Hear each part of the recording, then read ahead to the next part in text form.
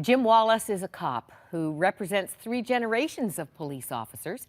He served as a patrol officer. He spent 4 years undercover, I understand, with long hair. And he's been on a SWAT team.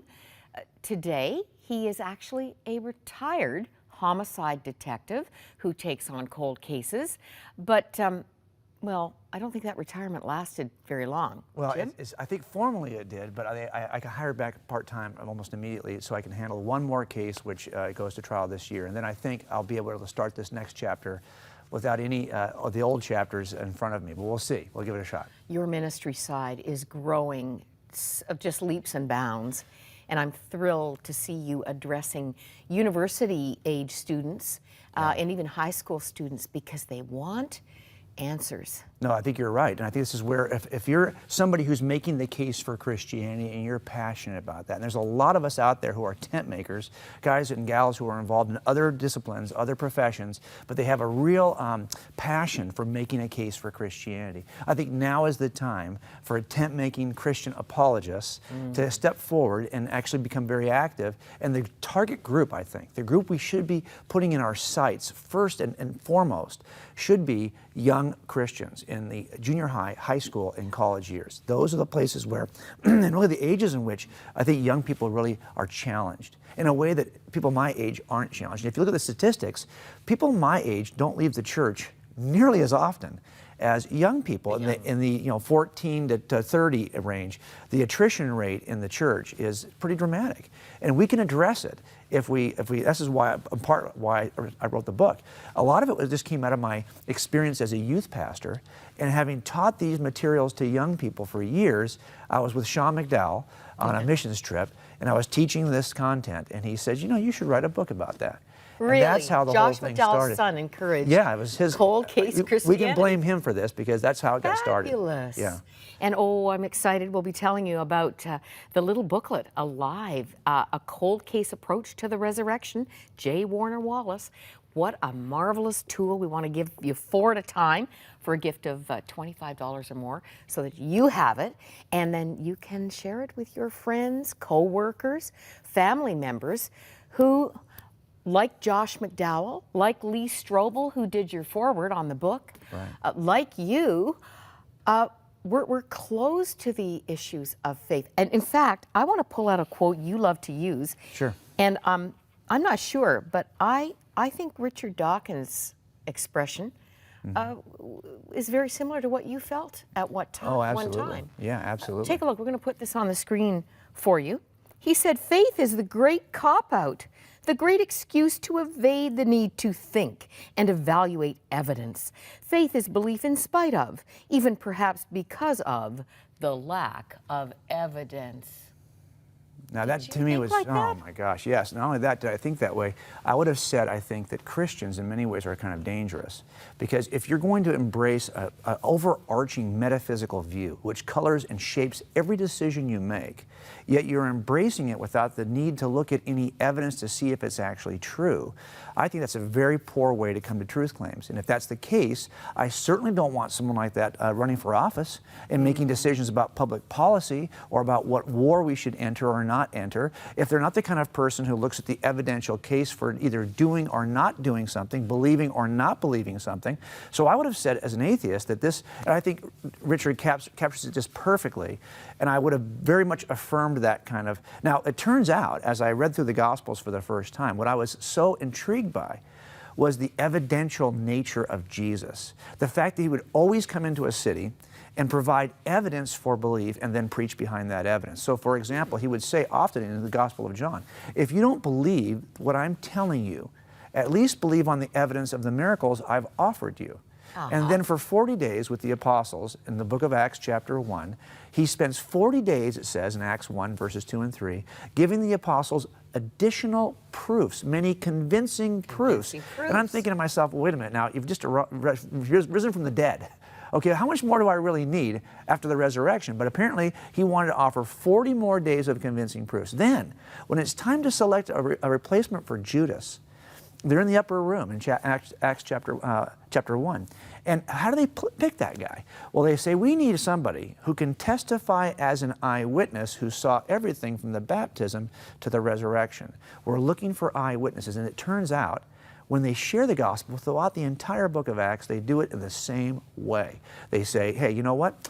The Old Testament predicted this stuff, and we saw Jesus rise from the dead with our own eyes. We're here to testify to the resurrection. The raw evidential nature of Christianity was so powerful. As a matter of fact, as a skeptic, who, we might say to your son if he's having doubts, you might say, oh, well, you just need to trust more, you need to pray about it. That's not what Jesus did. When John had doubts, John the Baptist, and he sent his disciples to Jesus, and John's in captivity. And his disciples come and say, hey, John sent us, and he wants to know, are you the one? Mm-hmm. I'm sure Jesus at the time might have felt like, oh my gosh, really? Okay. What does he do? He doesn't go and tell the disciples, go back and have John pray about him. He needs to have deeper faith. No, he says, hang on a minute. He does miracles in front of John's disciples, and he says, go back and tell John what you saw. So Jesus clearly takes an evidential approach to belief. It's not belief in spite of evidence. It's not belief in lieu of evidence. It's trust because of the evidence. And this is what he always would say. And this is why you see this pattern of healings and preachings, where now my words have merit because you've seen who I am. You've seen what I can do. And that was very powerful to me as somebody who was a skeptic, who was an evidentialist, who wanted to, I could never embrace a view that required me to turn off that part of my mind. And it turns out this is the one, or what, this is really the theistic worldview that is verifiable or falsifiable based on whether or not this thing happened. Did the resurrection occur? And because it's an event that occurs in a fixed point in time in the past, like all of my cold cases, we can actually apply some of these techniques we use in cold cases to look at the resurrection. And that's what I tried to do in both Alive and in Cold Case. Fabulous little book. I so appreciate it. Now, you say it takes about 2 years to solve your average cold case. Yeah. And they're old. Yeah, and sometimes I say 2 years because we may have staged it for 3 or 4 prior to that. It may have been on our list of cases we want to get to, and we might just kind of chip at it for a few years, and then eventually we say, okay, this is the next case up and we're good to go. And then we'll spend 2 years. So I've been approached by television shows who have said, hey, can you come on our staff and we want to do a case a week? And I said, well, first of all, yeah, that's really not possible. And so we have to be realistic. This is not television. This is the real world, and these cases take a long time. So for me, as a Christian, a new investigator who is not yet a Christian, and really wanted to look at the evidence to see if it was true. How long did it take? It took a long time. And for Jesus to convince you he was alive. Well, for me to lay down my presuppositions against anything supernatural, for me to feel like I invested the kind of investigation I would do into anybody's cold case, I needed to make those kinds of decisions. And also I'm trying to wedge this in while I'm working cases. So I had a robust investigative life, and I would spend hours every morning I've got Bibles that are just completely scarred up with forensic statement analysis, all the different tools I would apply to the scriptures. And it took, I would say, somewhere in the 4 to 6 months or so of digging through this. And I was really poor. I mean, I was single-minded during that period of time. Had a passion. Yeah, I was very passionate about it. Now, tell me honestly, was the barrier more intellectual? I don't get this, I need more information. Or was it volitional? I don't want to know. Yes, at some point I think all of us have to ask that question. Now I want to be fair, because if you were to talk to any of my atheist family members, because I'm raised in a family of really non-believers and some cultural Catholics, and my dad remarried, he's got a Mormon family. If I was in that kind of interesting mix, the non-believers I think would have said, no, this is all rational. I don't believe this because you've got no good evidence.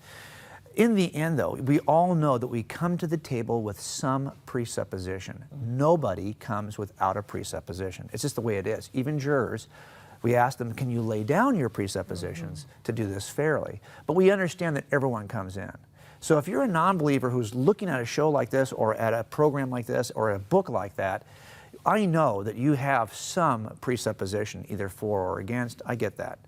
And I think all of us have that. And in the end, those foundational things end up being really, really important, because you won't see things clearly unless you're willing to recognize what your presupposition is and suspend it long enough to look at the evidence. Well, you've just done a masterful job, and fun. I mean, really, Okay, I have to ask you this. I cannot let you leave the studio with how many years solving murder cases? I think we've been doing it since maybe 15, or let's see, maybe close to 20 years of my career was spent working in some form of murder or another. Now, you'd have to be living under a rock to miss the fact that there is a proliferation. I mean, I don't know, maybe within the top 3 themes on television today, murder, crimes. Yes.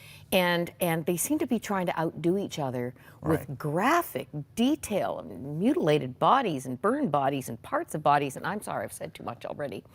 How do you feel about this?